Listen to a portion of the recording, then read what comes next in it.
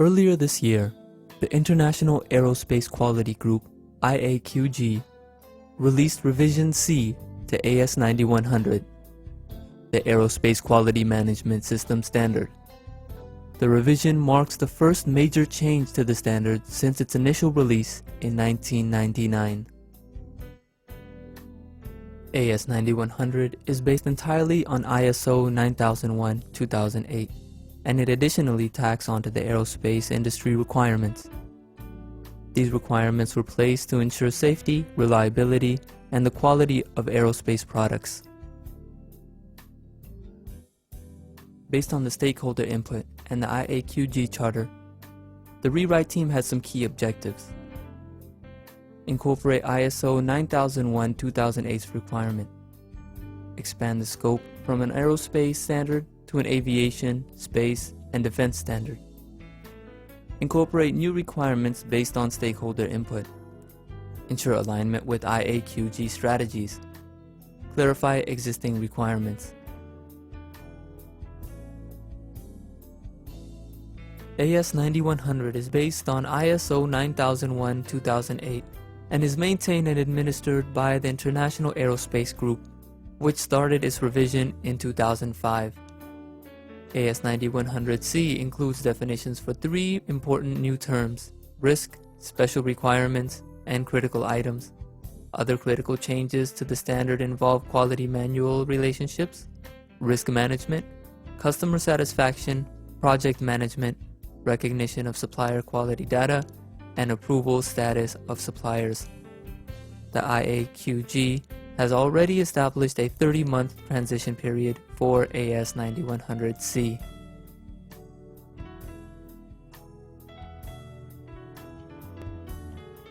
The International Aerospace Quality Group, IAQG, has proposed a 30-month transition timeline for existing certified organizations that went into effect on January 1, 2010. The Online Aerospace Supplier Information System, OASIS, database will be used to share IAQG expectations and track clientele transition activity via certification body issuance of AS9100C certification. All AS9100 audits after July 1, 2011 must be to Rev C. After the 1st of July 2011, all audits conducted, whether they be surveillance, recertification, or new registration, must be conducted to AS9100 Rev C or AS9120 Rev A as applicable.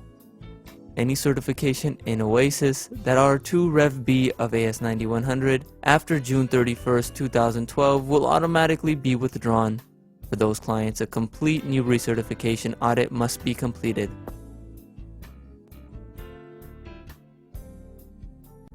All aerospace certifications will expire, regardless of certification expiry date, if clients have not transitioned to AS9100C or AS9120A by July 1, 2012.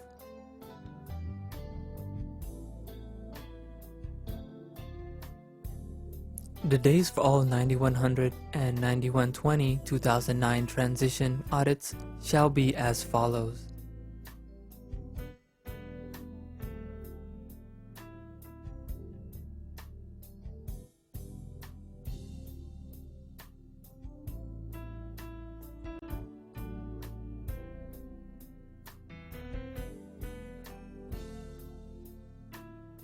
For multiple site organizations, the transition during the existing audit cycle will vary.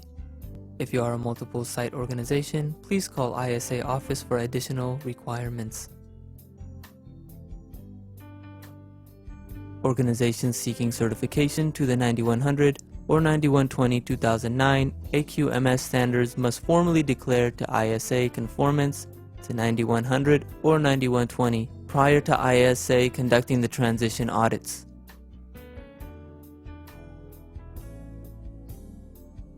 The following section will provide a brief overview on some of the key changes in Revision C of AS9100. This change deleted the previous requirement to create a document showing the relationship between AS9100's requirement and the organization's documented procedures. The stakeholder input was that this requirement had no effect on product quality and was viewed as prescriptive. A new requirement requires on-time delivery, that product quality be measured, and that appropriate actions taken when customer objectives are not met. The evaluation of customer satisfaction shall include monitoring of product conformity, delivery performance, complaints, and corrective action requests. This requirement will establish a clear relationship between the QMS and organizational performance. A new requirement for planning and managing product realization in a structured and controlled way. Most aerospace products are complex and involve multi-tier partner and suppliers. Organizations will have a process to manage product realization to ensure quality and that schedules are not compromised.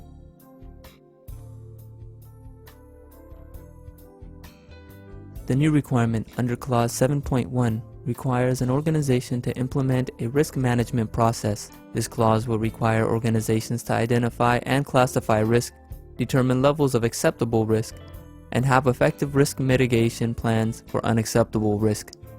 This requirement puts a focus on product risk during product realization. This is vital as new technologies in aircraft, space vehicles, defense systems, and materials are introduced. Organizations will need to ensure that a risk management process is in place, that risks are appropriately applied in the process, and that they are successfully managed.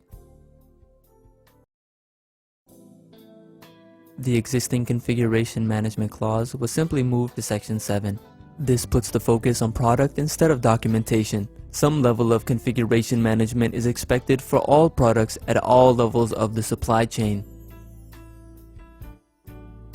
This change is in the form of a guidance note that encourages the use of data from external sources in the supplier selection and evaluation process. The industry trend is to use externally provided supplier performance data. This will require organizations to define the various supplier status levels they use, along with the scope of approval for each. They will also have to define the process for supplier approval status decisions and changes. The requirement stems from an increased emphasis on supply chain management throughout the aerospace industry. Conditions for using a supplier must depend on the approval status, and an organization must be able to demonstrate the logic used in making those decisions. Process, responsibilities, and authorities must be defined. The previous revision requires organizations to periodically validate test reports for raw material. This was often a misunderstood concept, frequently misapplied, viewed as prescriptive, and subject to varying interpretations. The rationale going forward will be if an organization is making critical items in which the material, chemical, and physical requirements are important, it should be verifying test reports as part of its risk management process.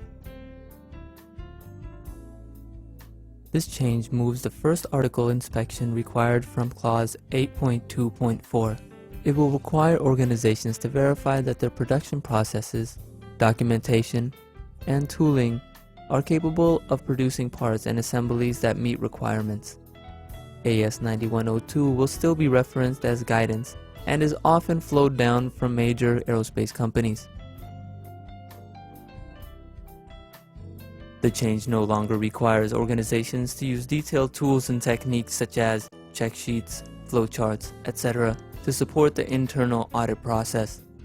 The industry considered this to be too prescriptive and decided it was best to leave the identification of the tools up to the supplier. AS9100C requires that when the organization uses sampling inspection for the product acceptance, the sampling plan shall be justified on the basis of recognized statistical principles and appropriate for use. The rationale was that numerous requests were received to improve the sampling clause, and that the way it was previously written confined organizations under other plans that could still be proven statistically valid. The revision to AS9100 brings significant changes, not only to the standard, but also to how audits will be conducted. It will be an audit tool, and auditors will be measuring organizational effectiveness.